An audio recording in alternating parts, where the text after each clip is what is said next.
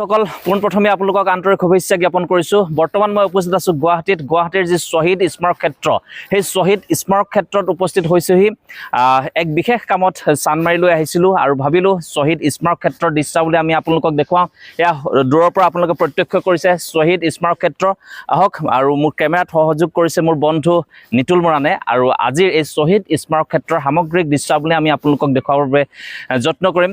আচলতে ক'ব লাগিব অসম চৰকাৰৰ এটা গুৰুত্বপূৰ্ণ পদক্ষেপ, এটা বলিষ্ঠ পদক্ষেপ বুলি ক'ব লাগিব। যিসকল শ্বহীদে অসম আন্দোলনত 1979 চনৰ পৰা 1985 চনলৈ যিসকল শ্বহীদে প্ৰাণ আহুতি দিলে দেশৰ বাবে, জাতিৰ স্বাৰ্থত, আচলতে বিশেষকৈ বিদেশী বহিষ্কাৰৰ যি আন্দোলন হৈছিল, অসমীয়া জাতিৰ ঐতিহ্য ৰক্ষাৰ কাৰণে, অসমীয়াৰ সংস্কৃতি, অসমীয়াৰ ভাষাগত পৰিচয় ৰক্ষাৰ কাৰণে যি আন্দোলন হৈছিল, সেই আন্দোলনত 860জন শ্বহীদে প্ৰাণ আহুতি দিবলগীয়া হৈছিল। আৰু সেই শ্বহীদসকলৰ সন্মানাৰ্থে, সেই শ্বহীদসকলৰ স্মৰণ কৰাৰ স্বাৰ্থত অসম চৰকাৰে এক গুৰুত্বপূৰ্ণ পদক্ষেপ বুলি ক'ব লাগিব। এয়া শ্বহীদ স্মাৰক। আমি শ্বহীদ স্মাৰকৰ ভিতৰলৈ আপোনালোকক লৈ যাম আৰু শ্বহীদ স্মাৰকৰ ভিতৰত কি আছে সেই দৃশ্য আমি আপোনালোকক দেখাবলৈ যত্ন কৰিম। তেন্তে বলক বন্ধুসকল, আমি শ্বহীদ স্মাৰক ক্ষেত্ৰৰ ভিতৰলৈ।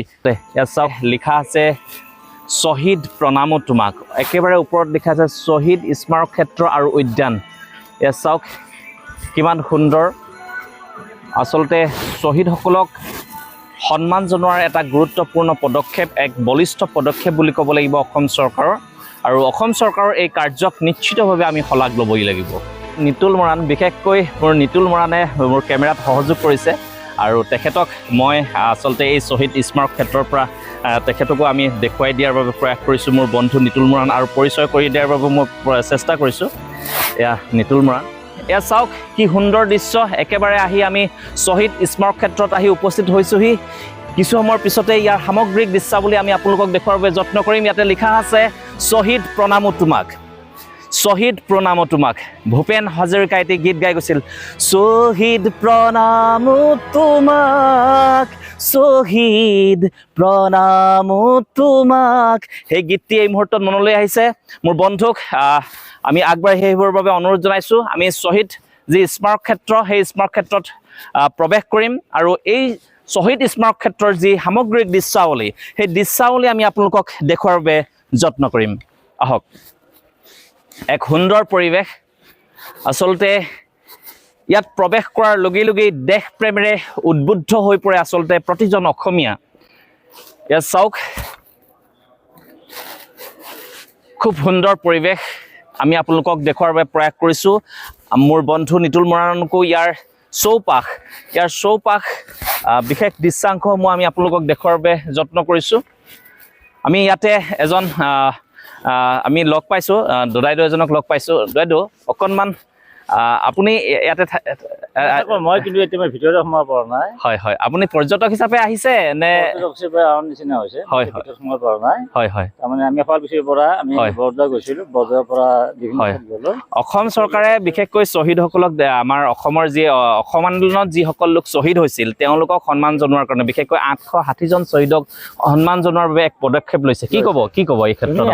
হয়, ইয়াত বাহিৰে আৰু মানে আমাৰ অসম চৰকাৰক মানে শলাগিবলগীয়া একো নাই। হয় হয়, ইয়াত আৰু সুন্দৰতা কি আছে? হয় হয়, যদি নেকি আজি আমি অসমবাসী আহি ইয়াতে চাই আহি আছে, হয়, বা মানুহৰ আগমন ঘটি আছে, এটা সুন্দৰ বিষয় এটা। হয় হয়, আৰু ইয়াত মই আজি প্ৰথম আহিছোঁ। ইয়াত আপোনালোকে পৰ্যটক আহে নে? কিমান আহে যথেষ্ট সংখ্যক পৰ্যটক আহে, আৰু পিছলৈ হয়তো বাঢ়িব। হয় হয়, নকমে, বাঢ়িব। আৰু এই ক্ষেত্ৰলৈ আহিলে অলপ হ'লেও দেশ প্ৰেম বা অসমৰ মানে নিশ্চয় থাকিব, দেশ প্ৰেম নিশ্চয় থাকিব লাগিব। আপোনাৰ দেশ প্ৰেম থাকিলেহে আপুনি এই শ্বহীদ ব্যক্তি জীৱিত হিচাপত ধৰো আমি লোক পোৱা যেন লাগে। হয় হয় হয় হয়, মানে যদিও মৃত, কিবা মূৰ্তিটো দেখি পেলাই লোক পোৱা যেন লাগে, যেন মানুহজন জীৱিত অৱস্থাত আছে। গতিকে এইখিনিয়ে কম আৰু। হয়, ধন্যবাদ জ্ঞাপন কৰিছোঁ। ইয়াতে এজন পৰ্যটক আমি লগ পাবলৈ সক্ষম হ'লোঁ আৰু তেখেতৰ মনৰ ভাৱ আমি গ্ৰহণ কৰিবলৈ চেষ্টা কৰিলোঁ, তেখেতৰ ভাষ্য ল'বলৈ চেষ্টা কৰিলোঁ। তেখেতে কৈছে এই স্থানলৈ আহিলে যেন যিবিলাক প্ৰতিমূৰ্তি আছে, সেই প্ৰতিমূৰ্তিবিলাক দেখিলে এনে লাগে যেন সেই জীৱিত ব্যক্তিজনকে আমি লগ পাইছোঁ। আমি বন্ধুক সন্মুখভাগলৈ যাবৰ বাবে আমি ভিতৰত আমি প্ৰৱেশ কৰিম আৰু আমি যদি লগ পাওঁ যথেষ্ট সংখ্যক পৰ্যটক আছে, পৰ্যটকসকলৰো মনোভাৱ আমি লোৱাৰ বাবে, তেওঁলোকৰ ভাষ্য গ্ৰহণ কৰাৰ বাবেও আমি চেষ্টা কৰিম।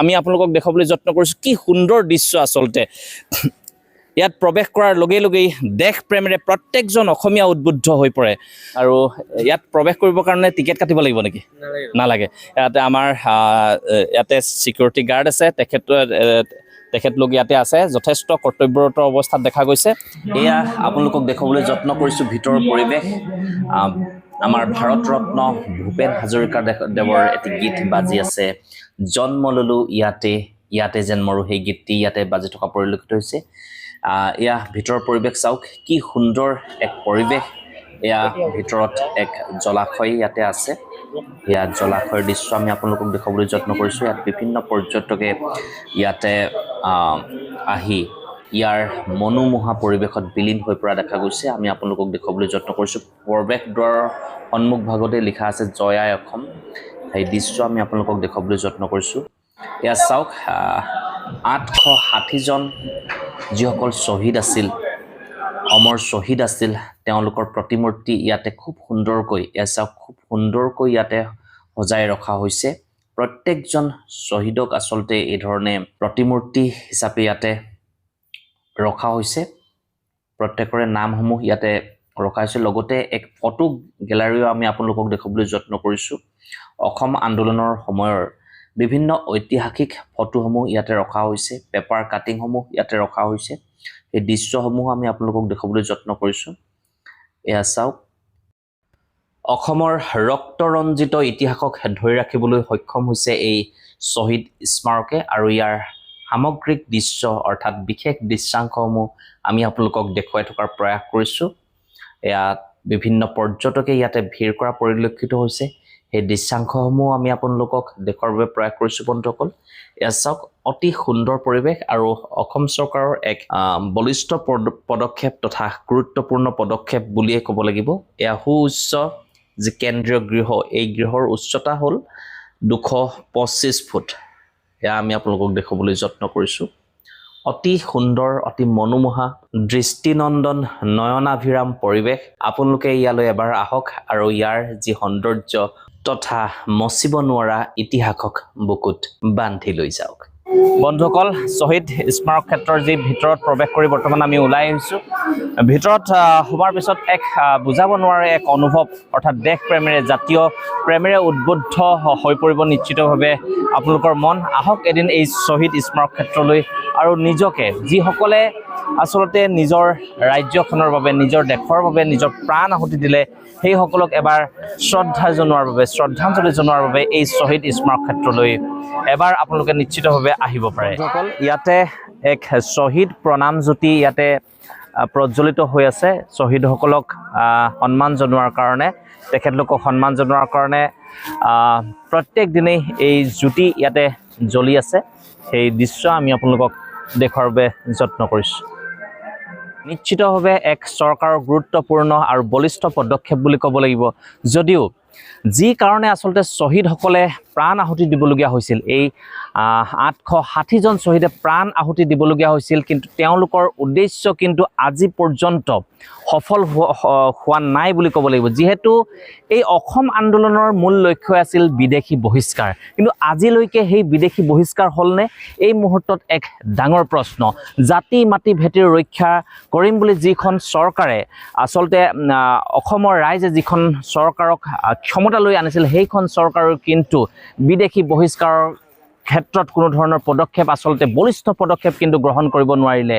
আৰু যিসকল শ্বহীদে আচলতে এই 860জন শ্বহীদে বিদেশী বহিষ্কাৰৰ লগতে অসমীয়া জাতিৰ অস্তিত্ব ৰক্ষা অসমীয়াৰ ঐতিহ্য সাংস্কৃতিক পৰিচয় আৰু ভাষাগত পৰিচয় ৰক্ষাৰ বাবে আচলতে মূলতে এই আন্দোলন আছিল এই ছবছৰীয়া আন্দোলন 1979 চনৰ পৰা 1985 চনলৈ এই আন্দোলন আছিল যদিও আজি পৰ্যন্ত এই আন্দোলনৰ যি মূল লক্ষ্য এই আন্দোলনৰ যি উদ্দেশ্য আছিল সেই উদ্দেশ্য বা সেই লক্ষ্য আজি পৰ্যন্ত কিন্তু হেয়া ফলাফল অসমীয়া ৰাইজে কিন্তু নাপালে গতিকে অনাগত দিনত আমি আশা কৰিম অসমবাসী ৰাইজে আশা কৰিব যি বিদেশী বহিষ্কাৰৰ কাৰণে এই অসম আন্দোলন হৈছিল সেই বিদেশীক যাতে চৰকাৰে পুলিয়ে পুখাই উভালি যে যাতে বাংলাদেশলৈ পঠিয়াই দিয়ে তাৰ বাবে আমি অসমীয়া ৰাইজে আমি কামনা কৰিম আৰু অসমীয়া যি সাংস্কৃতিক পৰিচয় যি ভাষাগত পৰিচয় অসমীয়াৰ যি ঐতিহ্য ৰক্ষাৰ কাৰণে যি সংগ্ৰাম আছিল সেই সংগ্ৰাম সেই সংগ্ৰামৰ ক্ষেত্ৰত প্ৰত্যেকখন চৰকাৰে আহিবলগীয়া অনাগত দিনত কংগ্ৰেছ চৰকাৰে হওক বা বিজেপি চৰকাৰে হওক বা এজিপি চৰকাৰে হওক বা অন্যান্য মিত্ৰ দলৰ চৰকাৰে হওক এই ক্ষেত্ৰত পদক্ষেপ ল'ব বুলি আশা কৰিছোঁ লগতে যিসকল শ্বহীদ পৰিয়ালক এককালীন সাহায্য প্ৰদান কৰিছে আমি নিশ্চিতভাৱে গম পাবলৈ সক্ষম হৈছোঁ যদিও এই এককালীন সাহায্য পৰ্যাপ্ত নহয় অনাগত ভৱিষ্যতৰ দিনত আহিবলগীয়া যি নতুন চৰকাৰ সেই চৰকাৰখনে যি শ্বহীদ পৰিয়াল সেই শ্বহীদ পৰিয়ালক বিশেষভাৱে আৰ্থিক সকাহ দিয়াৰ বাবে আঁচনি গ্ৰহণ কৰিব বুলি আমি কামনা কৰি আজিৰ খণ্ডটি ইমানতে সামৰণি মাৰিছোঁ ধন্যবাদ